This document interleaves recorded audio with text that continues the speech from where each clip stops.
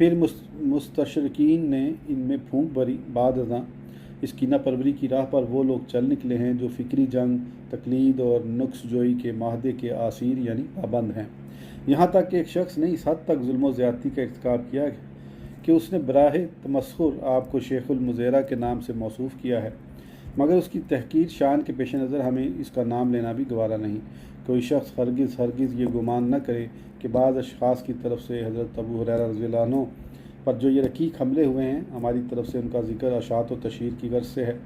حاشا و کلا، بے شک جو شخص اس قدر اعلیٰ مرتبت اور بلند و بالا قدر و منزلت کا مالک ہو، اس طرح کے خرافات اور اباطیل اس کی خاک پا تک بھی نہیں پہنچ سکتے۔ ہماری یہ خواہش ہے کہ نوجوان خصوصی طور پر یہ جان لیں